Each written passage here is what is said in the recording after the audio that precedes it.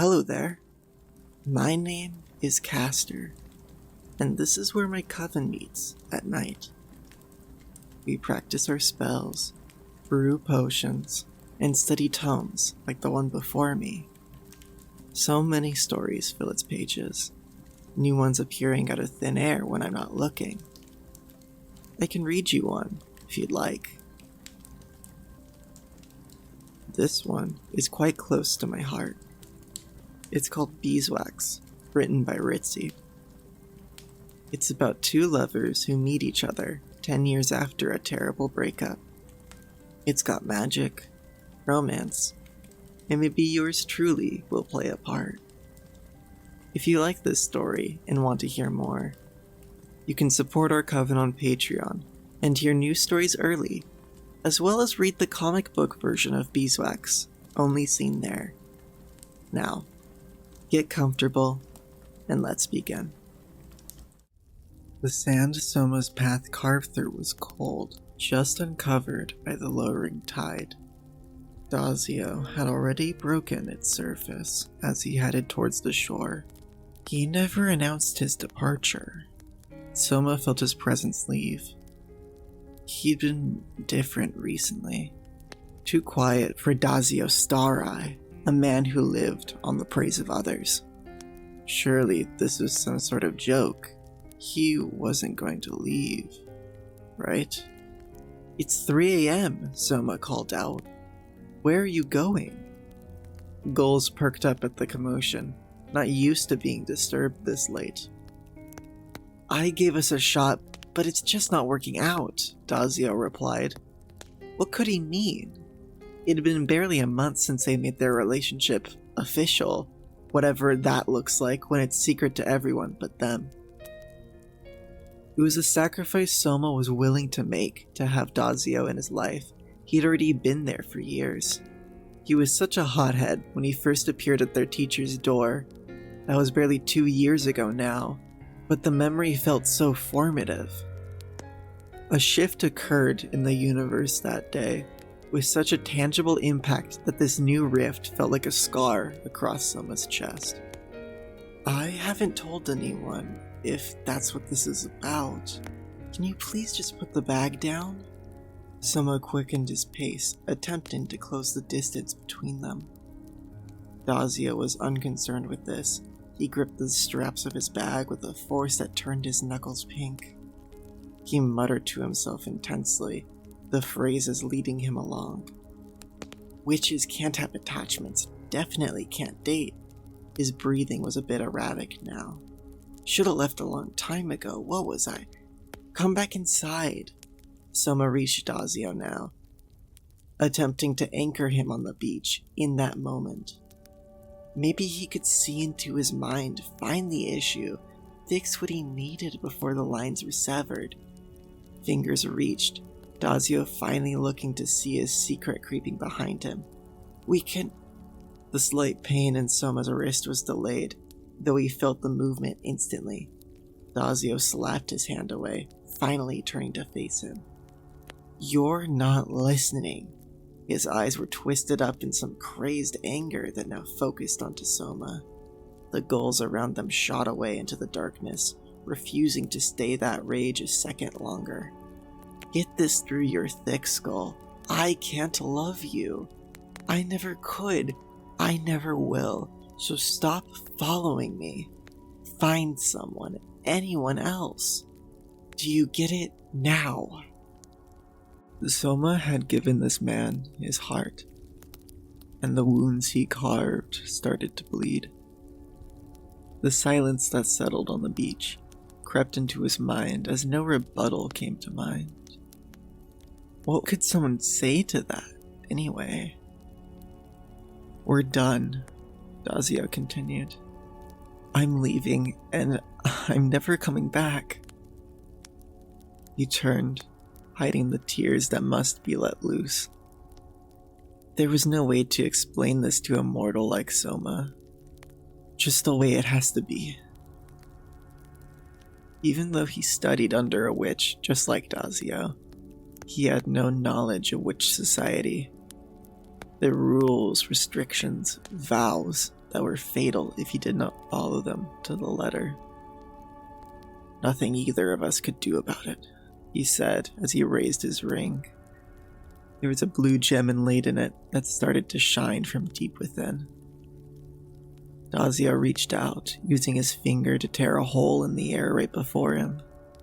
Light streamed out from the other side as the hole continued to rip open till it touched the sand. He turned around one final time to see Soma still standing there. Dazio didn't care that the tears still ran. It was his last chance to burn that face into his memory. "Bye." Those were his last words as he stepped through the portal and disappeared. It closed in a flash, leaving Soma abandoned. His knees hit the ground, sand spraying in clumps. There was nothing else he could do but let his own tears come forth, now that the shock had gone too. What makes a memory painful is not its remembrance, but how it blots out the good that came before it. That night on the beach was 10 years ago now, but the moment still crept up in Soma's mind. What would their life look like if Dazio stayed? How long would they have lasted? They could have traveled together, seeing what the world could offer. Seattle would have been an afterthought, maybe the hinge that held the gates open for them. For now, he called it home. Soma walked from the train station to his storefront. The clear skies betrayed the leftover cold from winter that moved through the downtown area. Red letters were painted just above the door that ran across the building's front. Coven Commodities. Simple, but maybe not that eye-catching to the passerby. It was mostly a plant store. Mortals love plants, especially if you tell them a story about their origins or uses. They carried flowers, succulents, cacti, those well-known things, as well as herbs both fresh and dried. There were rooms for more specialized ingredients that witches would need, but those were sold down below. Soma stepped up to his storefront and noticed the sign still read closed. Looks like Rex showed up for work again. The large man was carrying a box fitting his frame, full of pots and vases for the store's plants. He had a square frame and jaw, with brown hair curled close to his head. He looked to Soma like a lost dog on the side of the road. "How come no one's come in?" he asked. "'Cause you didn't flip the sign to open," Soma said, unsure if he was ready for a full day of questions like this. "That's what I forgot. Need to write that down somewhere." "Check your right arm." Rex looked to his left bicep, then up to his shoulder. "No, the right one." He finally looked where he should, Soma noticing the marker on his arm looked more blurry than it should. "Oh right. I might have smudged it a little, sorry," Rex chuckled. Soma rolled his eyes, moving towards the register. "Your sister too busy for work or something?" She was the one Soma had hired, as her ability to attract unwitting buyers was outmatched. She and her brother were sirens, able to charm anyone not versed in magic easier than breathing. However, it seemed as though she found better money singing at dive bars than working for Soma. "She doesn't tell me anything now, says I talk too much." That's a shocker. Soma opened the register drawer to be greeted by a couple coins and about 100 in random bills. Business had not really been booming, if it ever was, though opening on time definitely would help. "We don't have enough to make rent this month," Soma responded as he grabbed his shirt from the shelf below him. "So I'm gonna need you on billboard duty today." He'd made advertisements for the sirens to wear during the day to hopefully bring in new customers. It hadn't worked too well. Soma tossed the uniform to Rex, who was more than strong enough to grab it with just one hand, but used two. The box of pottery crashed to the floor, and his eyes darted back up to meet Soma's annoyed stare. I can fix that. A ring came from the door, sparing Rex from a talk about his smaller-than-usual paycheck. Excuse me?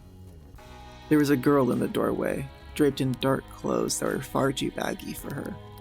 Frayed hair was dammed back by a black butterfly hairband. Thick glasses perched on her nose. There was a timid energy around her, as though she was still shivering even with those layers. I need help.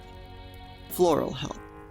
The crosswalk turned green, and Soma walked towards Pioneer Square Station with a new companion in tow and a glass jar in his pocket. Thanks for spotting me at 20, Fatime said. I left my phone down at home, and I really need coffee to calm down. Don't worry about it. Rex needed time to clean up the mess. You were talking about your boss? Soma normally wouldn't spare any expense like this, but this guy sounded like a big deal. He hoped to maybe snag a return customer that could pay his bills for more than just a month or two. Oh yeah, he's a really famous tarot reader, all the rage online. Even mortals love him. I've never been that great with internet stuff. Soma pulled out a card from his wallet, one labeled Underground Seattle Transit, and tapped it to the card reader most mortals used for the train. I could tell your store's website was almost impossible to find, Fatime muttered under her breath. What was that? Nothing. The pair took a corner that hid them from prying eyes. After a brief moment of staring at the stained brick wall, a rumbling was felt underneath their feet. The bricks were shaken loose from their mortar, an elevator directory loosing itself from its stony captors. Soon, the whole wall was drawn back like a curtain to reveal an elevator. It was an old one, much older than most of the buildings in downtown Seattle. Its gates had not rusted, and the hardwood floor seemed freshly installed. So what do you need me for? Soma asked, as Fatime hit the elevator button labeled with a 2. The room shuddered to life after he set their destination, and they sunk into the dark. Well, part of my job as his assistant is to take care of the plants, she said. He uses them for his divination, helps purify people's auras. And, well, I kinda killed them. All 12. Have you never held a watering can before? Soma replied. Leave me alone. I'm not good with plants or pets. Never have been, she exclaimed. There was a world living under the streets of Seattle that mortals rarely see. Parts of it had become a tourist attraction, but much of it was hidden by magic. Creatures lived in the different floors that wished to exist without the prying eyes of humans. The theater loomed above Soma, a grand affair with fabric draped over its front. A large eye was sewn into them, stars shooting out from its iris. Halogen bulbs beckoned the long line of attendees towards the ticket booths. Your boss is rich, Soma let loose.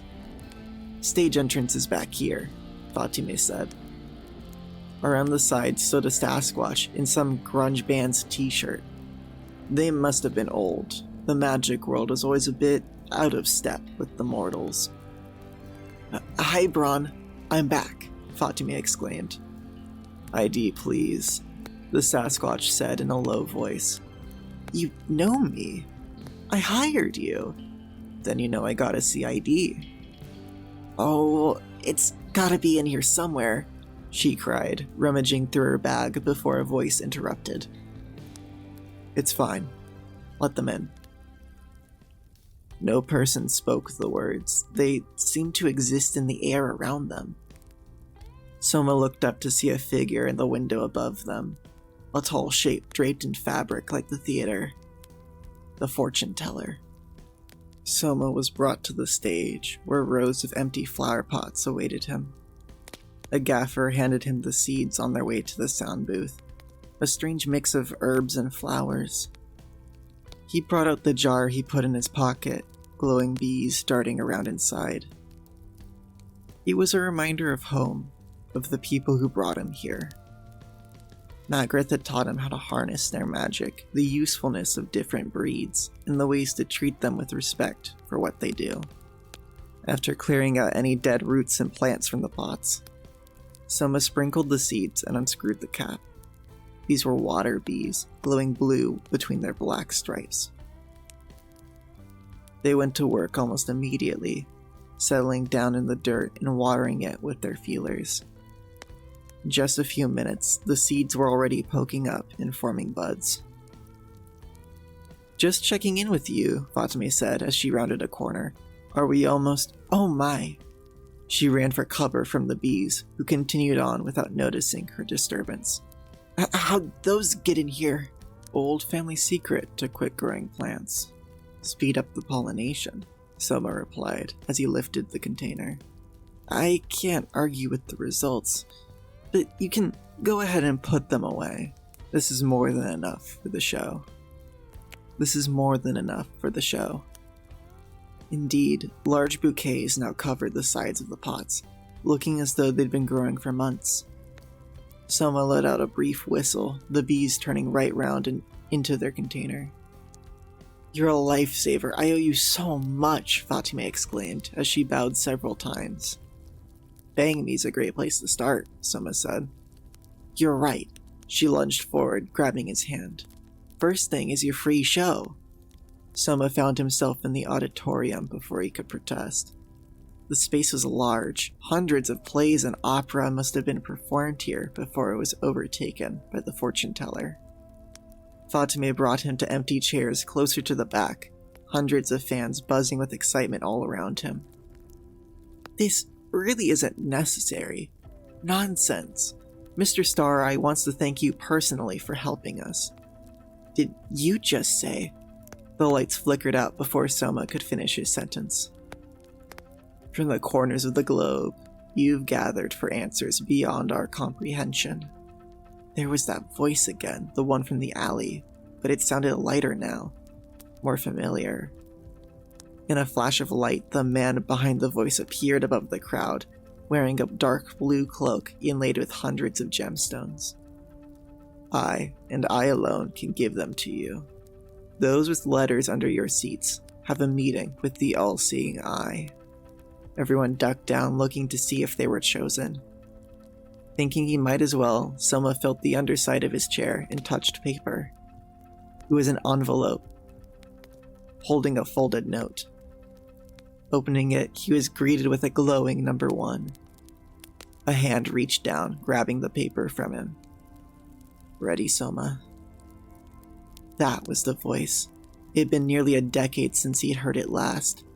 Soma's eyes shot up now to look under the cloak.